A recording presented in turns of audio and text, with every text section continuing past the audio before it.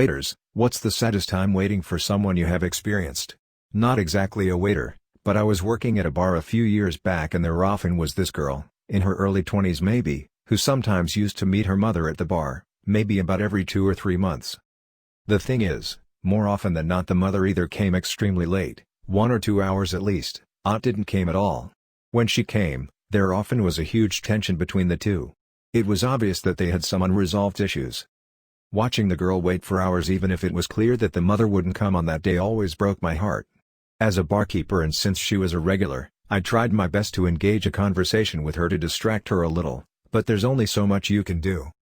Fun fact, years after I stopped working at that bar, I met her at a random party and we had a great night together. She told me that she broke up with her mother though. Oh God. It happened to me when I was a waitress. A couple walks in, she is super happy, and very visibly in love, he is. Not so much. Everything is going alright, they finish their main, I approach them to clear the plates and ask about dessert, the girl is not so happy anymore, and the guy seems tense. I asked if they'd like to see our dessert menu, and the girl started crying. I excused myself and started to dig WTF happened with my co-workers. Someone says they heard the guy is going on a long work trip, so I figure the girl is just sad because her boyfriend is probably being deployed or something.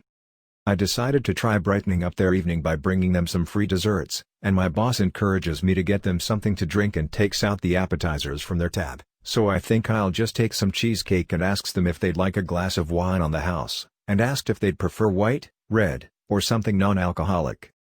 The girl just absolutely loses it. She is now ugly crying, with snot and tears dripping down from her chin while she repeatedly asks the guy how could he do this to her. I'm standing there holding the cheesecake feeling like the dumbest creature to wander the land. I walked her into the ladies' room, and helped her get a hold of herself. We keep her in my manager's office until she cooled down, and she calls her girlfriend to pick her up. The guy apologized, paid, tipped well, and left. Apparently he was being deployed, he had also cheated on her, got his side piece pregnant, and was going to marry the pregnant girl instead.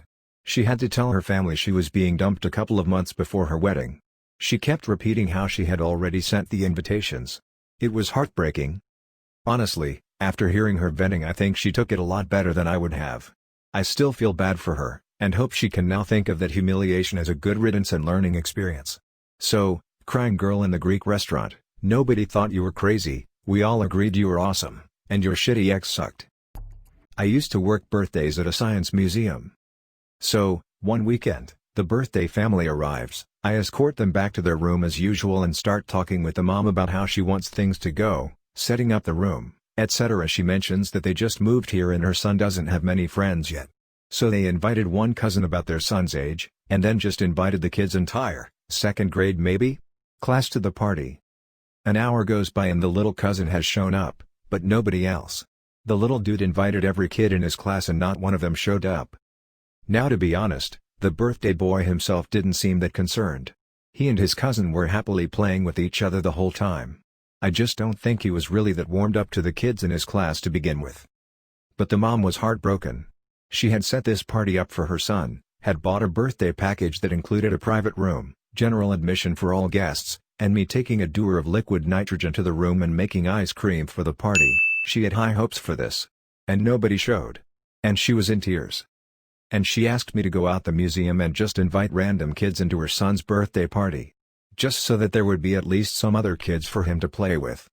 And this is the part that I'll never forget. We found a half dozen kids who were interested in coming to the party. And the mom was very grateful to them.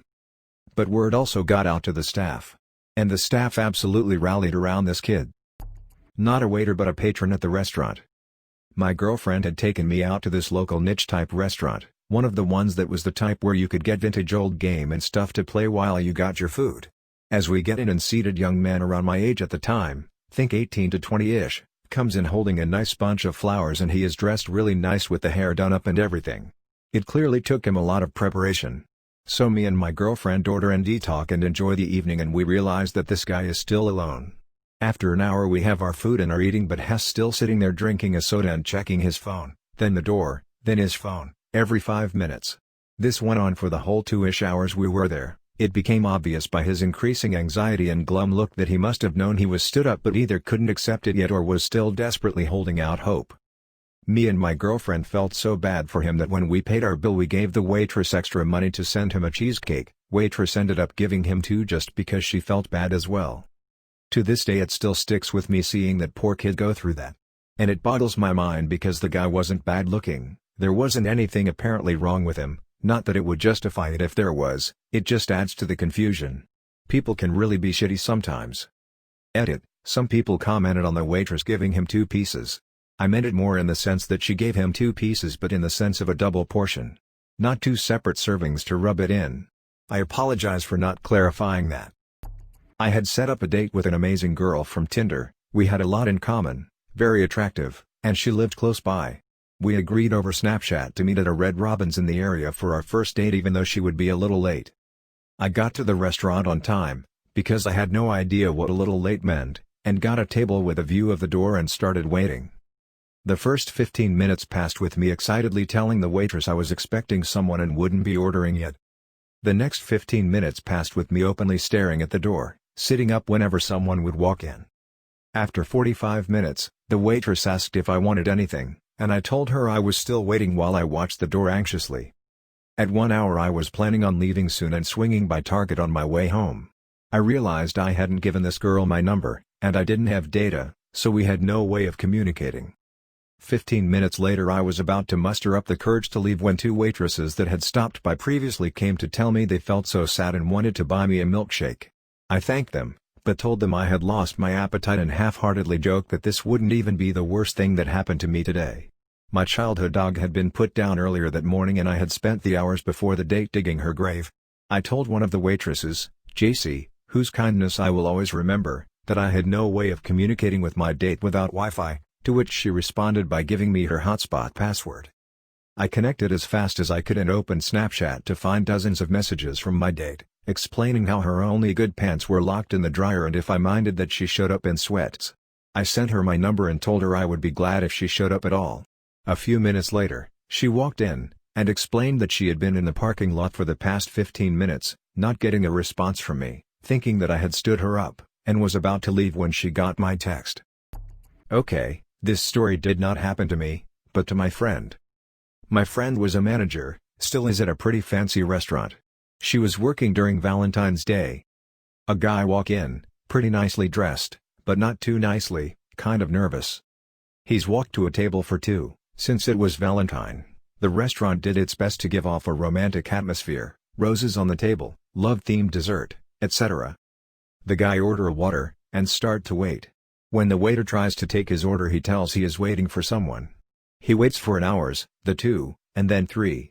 Each time checking his phone, trying to call someone.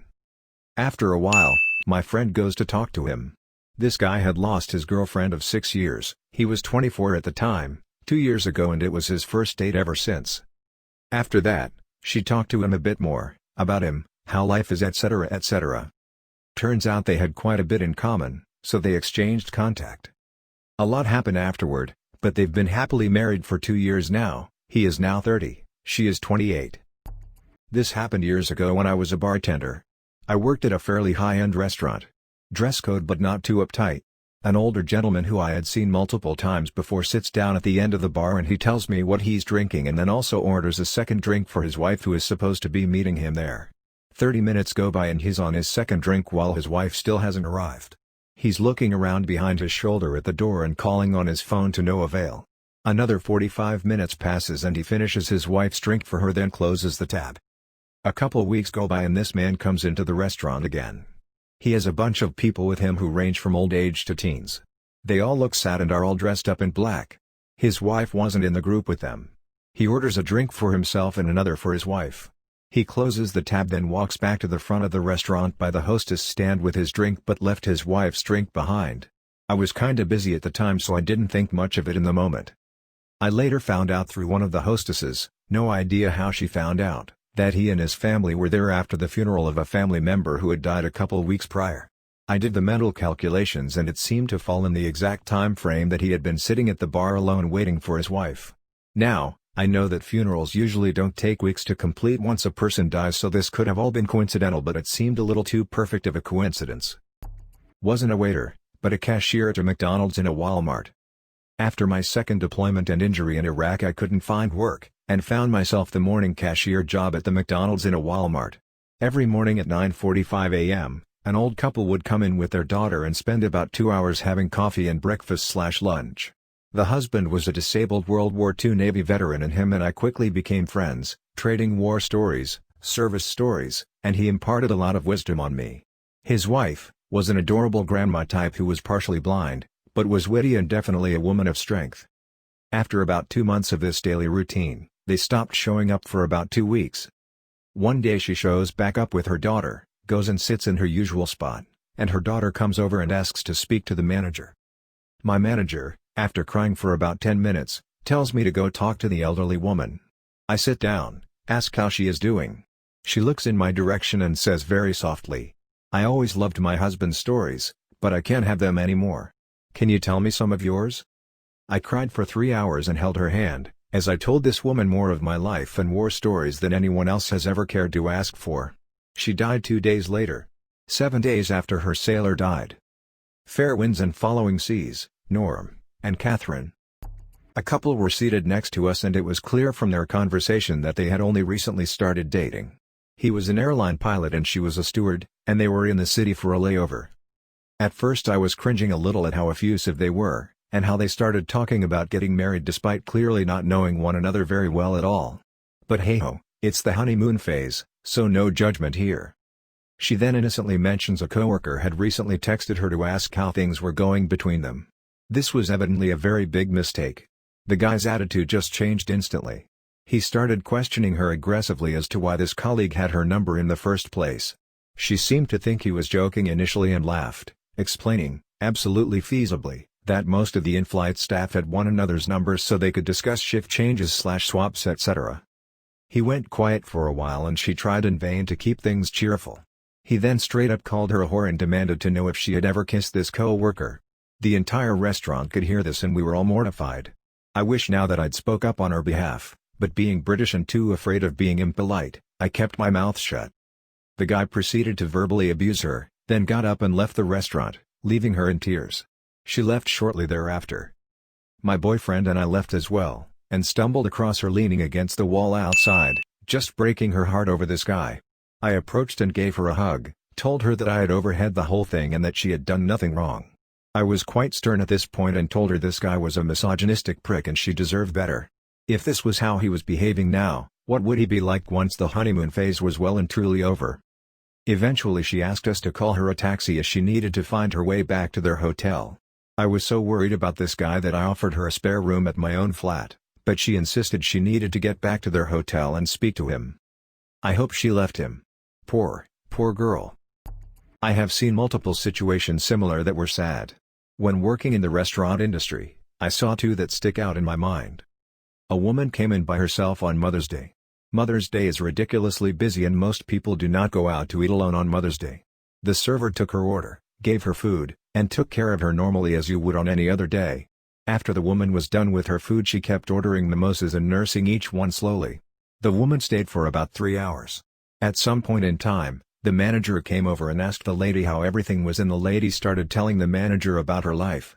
Apparently the woman had lost her child a year before and she had no other children and no husband. She had no family and she went to the restaurant where her son always took her out on Mother's Day. She said she usually didn't come to the restaurant anymore because it reminded her of her son. She felt like she should come today because that's what he would have wanted. The woman stayed for a little longer and tipped the server like $40 or $50. It was pretty sad. One time there was this older guy in his 50s that came in very early in the afternoon and talked to the manager and explained that he was having a date tonight and wanted to make sure everything went perfectly. He got food and wine suggestions and asked the manager for the best seat and so on. He showed up around 7:45 p.m. and seemed super nervous and excited. Apparently his date was supposed to show up at 8. Around 8:15, he started coming back up to the front of the restaurant and even took a couple looks outside trying to see if he could find this woman. By 9, she had not shown up. Around 9:30 the manager went over to talk to him and let him know that we will be closed in about 30 minutes. The guy was completely broken. He looked like he was going to cry. The manager talked to him some more and I don't remember everything, but it sounded like he had been scammed online and had given this woman the money to come visit him and he had never met her before. I have also been at a table where something really sad happened. This was a time when most people did not have cell phones. One of my friends was having a birthday party and had invited about 20 people on MySpace and in person. I was able to go and so was my girlfriend.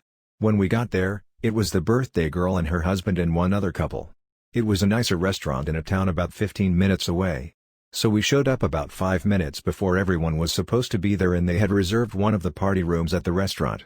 I really liked the restaurant and so did my girlfriend. We were kind of excited cause I usually wasn't able to make events like this due to my work schedule. After about 30 minutes, it became apparent that not everyone's going to show. After about 45 minutes, it became apparent that it was just going to be the 6 of us on this woman's birthday. The husband was doing damage control and making excuses why people might not have been able to make it. It was awkward AF. I was suffering second-hand embarrassment for this person. My girlfriend just engaged the birthday girl in conversation and tried to keep everyone upbeat. The husband of the birthday girl kept using the restaurant's phone to make calls. After an hour, the mom of the birthday girl and some other relatives showed up. It was painfully obvious that they had not been originally invited. It was awkward and I felt bad for her. I have stayed somewhat friends with that couple and I don't think they ever did another birthday at a restaurant. I think at the time it was a combination of people saying they might go but nobody wanted to actually commit. Without everyone having a cell phone, it was also hard to instantly reach these people to get confirmation. The restaurant was also a little pricier and also a little bit of a drive which may have put off some of our friends because most of us were young and mostly broke. It is because this incident that I will never commit to going somewhere unless I know that I can go, and if I ever have to bail, I make sure to make up for it as quickly as possible.